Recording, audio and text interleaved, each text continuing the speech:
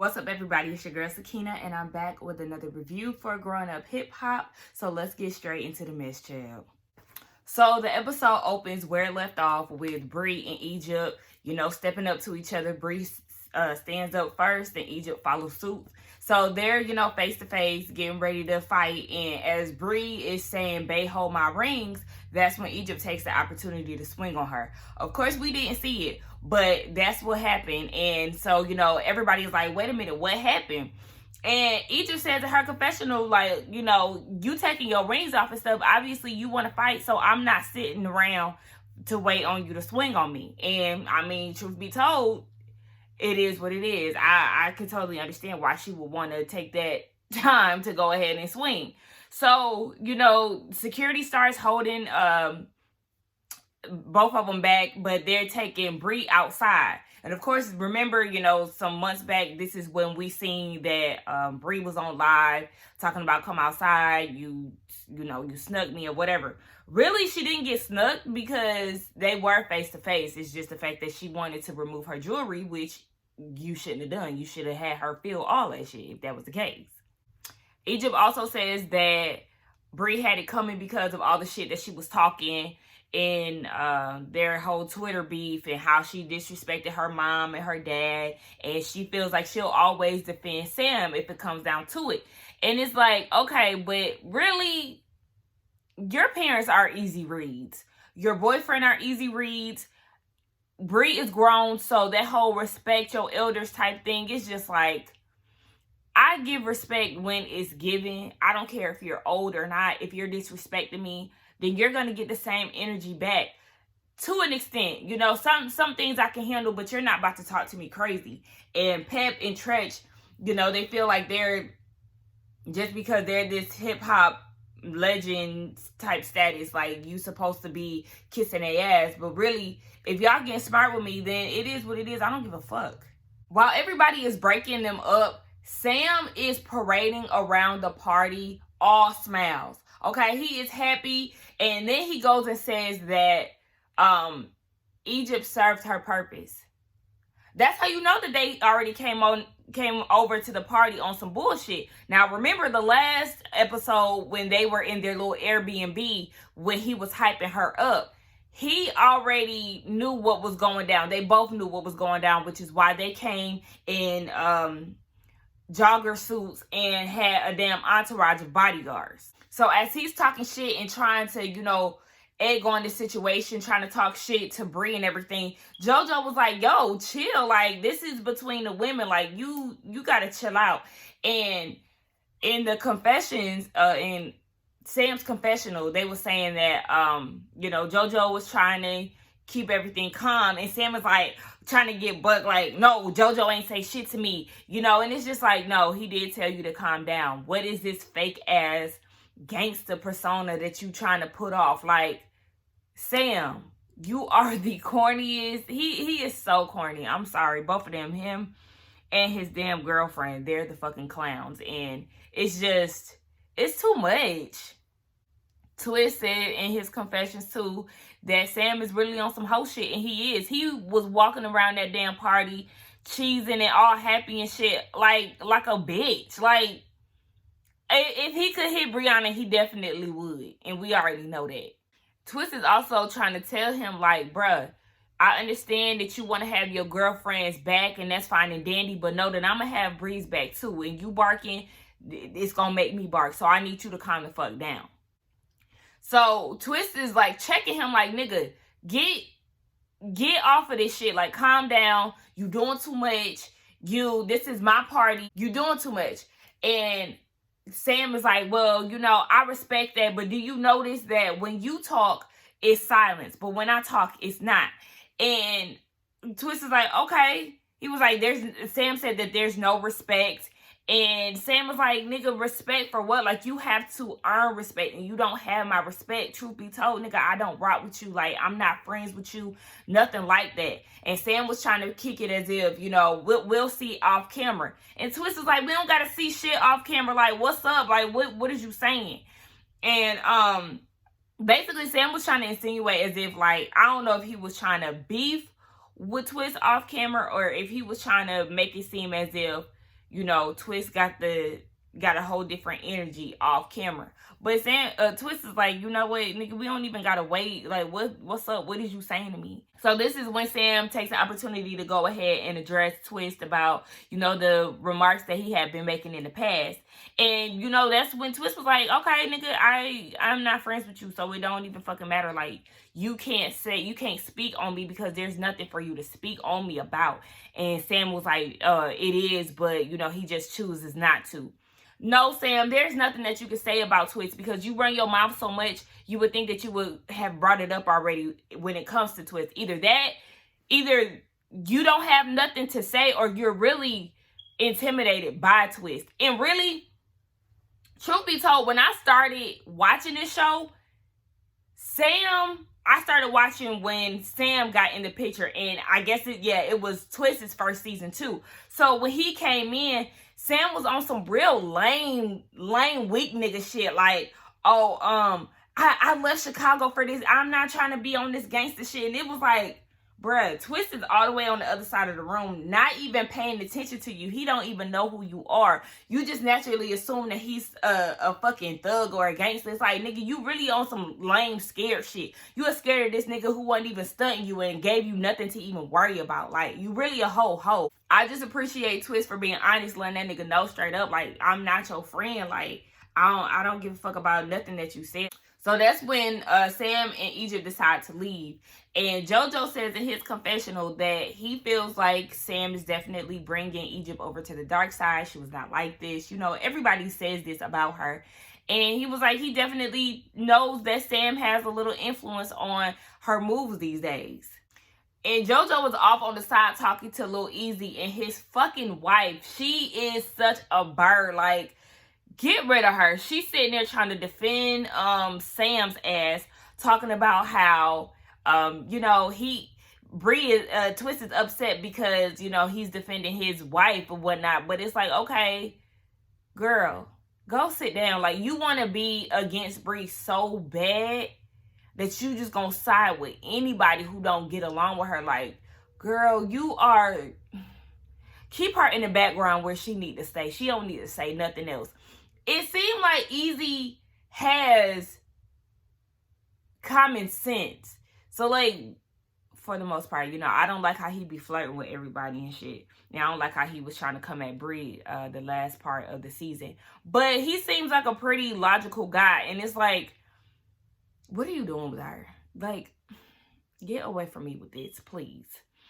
JoJo says that he'll always defend Twist, even though he does like Sam. But him and Twist go way back. Him and Diggy are really friends. So, you know, he will always defend Twist if it ever comes down to it. Bow Wow and Angela flirt. The end. Next. So Egypt and Sam are in the car. They're talking about the whole situation. Egypt doesn't think that, or doesn't understand why Twist is upset. And it's like, first of all, this is his party that y'all came and started some shit with. Second of all, he's Team Bri. So y'all sitting here ganging up on her or, you know, trying to go against her. And he's on her side. And 3, y'all some fucking clowns and he just don't like y'all. That's why he's upset and that's why he don't rock with y'all.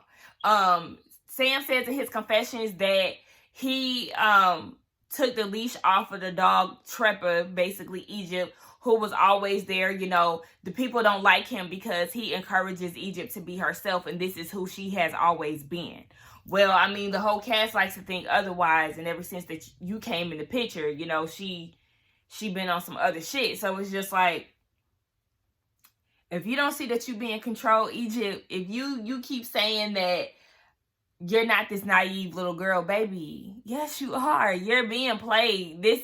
You're a puppet on the string, honey. He is playing you. He's controlling you. He is quickly removing anybody that meant anything to you away from you. Like, you and him are going to be on this island, and sweetie, you're just in for a rude awakening. And at this point, I don't feel like anybody should care. Your parents don't even care. Sam also mentions the fact that, you know, she's changing basically for the worse and he's changing for the good, so they make a balance. Like, honey, the shit that he says is like, all right, okay. So Bri is at her house or her Airbnb, child. I don't know where any of these damn people stay. So she's chilling and she gets a FaceTime call from TT. She asks TT, has she heard? And she said, yes, she heard a little something, but she didn't know that they had gotten into a fight. So she let her know, like, yeah, your cousin punched me. And honestly, I wasn't trying to go that route with her. Even though I like to think otherwise. If you stand up and taking off your rings, something's bound to happen, sis. But, she didn't want to take that route when it comes to Egypt. And the producers asked her, like, what do you think about Egypt? And she kind of stops her dead in the tracks, like, look, I don't want to talk about Egypt. Y'all sit here and try to act like I'm a threat, yet Egypt out here assaulting people, and the only thing that I've done is throw a drink on somebody. But okay, I don't want to talk about her anymore. She also says, if you feel like you can come for me, just expect or pray that I have seen Jesus 6 times over, before we actually meet, because if not, I'm on your ass. Boogie shows up and he's asking about the whole fight situation too.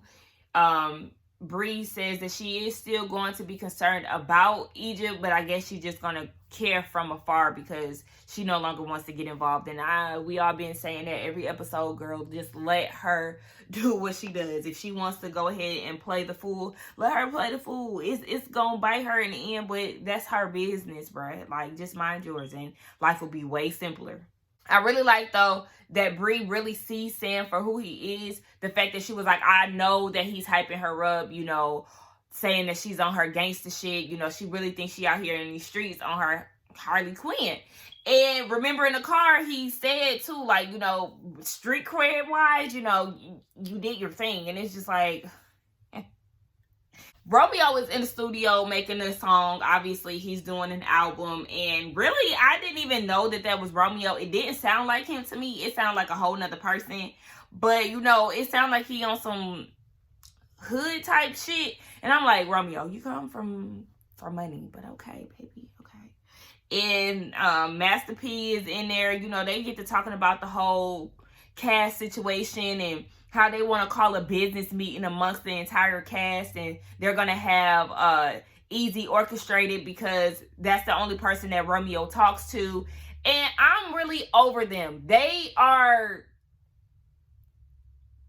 dragging out this situation as far as Twist making the ICDC remarks. They're like, they don't want to see you do good, but if you was out here selling drugs, and they would clap for that. And it's like, bruh, it's not even that deep. It's just a fucking joke that y'all done took and ran with it, made a whole storyline on it, made an excuse as to why you don't want to film or show up to shit. And it's just like,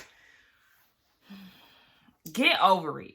We get this scene during commercial break where Romeo and Master P tried to leave or, basically wrap up the scene. And the producers was like, nah, y'all still got more to talk about. Y'all tell us one thing, and then when you get on camera, y'all talk about a whole nother thing. So y'all need to get back in there and finish this scene. That gave us some insight on the way that production works on reality TV. I don't feel like I could do it because I can't keep doing the same shit over and over. It don't come off natural when you have to continuously repeat it. And honestly, it feels like a movie rather than a reality show, because in reality, I'm just gonna talk. I don't have time to, repeat my lines and react the whole scenario if this is supposed to be reality TV. But then again, I heard that before, like, the producers more than likely had them repeat a scene. So, it just gave me a look at how this shit really goes down. Eazy shows up and Master P is still crying about the whole ICDC jokes. And it's like, shut the fuck up. How long you gonna talk about that? He says that the jokes are not cool. And they, for me, wanted Eazy to side with them. Everything that was said had to go their way. Like, if Eazy even made the slightest rebuttal, then, they'll kind of be like, but this is business. This is that. And it's just like, shut up. Y'all really crying about the smallest shit. And Eazy is like, I understand that you did unfollow everybody, but why I had to be put in the crossfire. Like, I really fuck with you. Like, what issue you got with me to the point where you feel like you had to unfollow me? And then that's when they was like, but is we really talking about follows here? Yeah, we really talking about follows here because y'all really on some crybaby shit. Obviously, you feel some type of way to unfollow everybody, including Eazy, somebody that you actually rock with. Romeo then makes a remark talking about how they're not on the same level. And it's just like, come on, man. You have to stop doing this. If you're cool with everybody and you have this relationship with the cast, or you had a relationship with the cast, I think it's fucked up for you to really try to sit here and say that these people are beneath you. Why? Because you have businesses. Okay? Anybody could start a business. Like, I understand. I appreciate Master P and his hustle and everything that he has done, you know, for his family, his community. His come up is amazing. I love his story. However, you are way too involved when it comes to your son. Your son is a grown-ass man who can handle his own battles. Everybody else is saying the same things. Like, you deal with Romeo, you got to deal with Master P. And it's just like, are you really involved in the Angela drama? Are you seriously care about that? He said he was gone. DM Angela if she posts a picture. Why? Like, what? This is creepy. And then he keeps making comments about how Romeo could have taken advantage of Angela while her baby daddy, you know, is being laid to rest. Like, and he was like, you know, I would have did some shit like that. And, you know, Eazy, I'm sure you would have did some shit like that too, but Romeo didn't. And it's just like, you're so fucking weird. It's really strange at this point, your obsession with your son's battles. And your son even, like, y'all claim to not care so much, but y'all do. Y'all have a strong feeling about this shit to where y'all want to have a cast meeting, but yet y'all can't orchestrate the shit yourself. So y'all call Eazy to go ahead and arrange a sit down. What? Okay. Romeo throws a temper tantrum, you know, asking Eazy, have I ever been in any drama prior to this? And Eazy is like, nah. He was like, all right then. So he throws the damn pool stick like, okay, I'm not buying your anger. Sorry. Eazy talks to one of the producers and was like, you know, I don't know how I got involved in this whole situation as far as getting everybody together, but I guess that's what I got to do. And she's like, yeah, you know, go ahead and get this shit started. You know what we already requested. We called on you to get the shit done. So handle your business. He goes outside and he calls JoJo like, you know, I got to speak to you about some shit. I just got done talking to Romeo. I'm about to pull up. JoJo at the house with his wife and his sisters pull up. They supposed to have a potluck type of dinner, but didn't nobody bring shit. So that's not happening. JoJo let them know, like, Eazy just called me and said he's on his way over here because he got to talk to me about some shit that Romeo said. So, of course, Angela is, you know, antsy, like, call this nigga and see how soon he gonna be here because I need to know. I don't like the anticipation.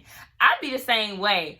And she says that the last time she talked to Romeo was, or reached out to Romeo was actually by mistake. She was trying to reach out to Master P, but got their names mixed up. So she had text Romeo by mistake, but he still didn't respond.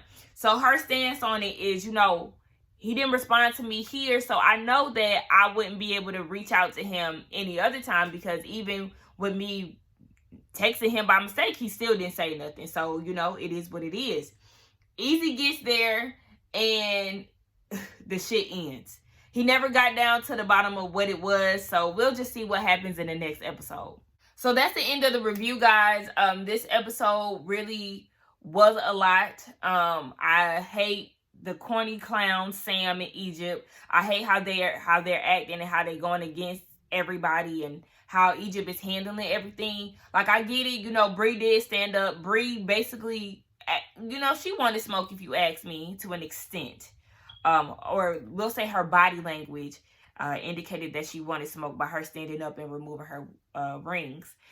Romeo and Master P, crybabies. Like, hurry up and get them off the show. They're really not needed.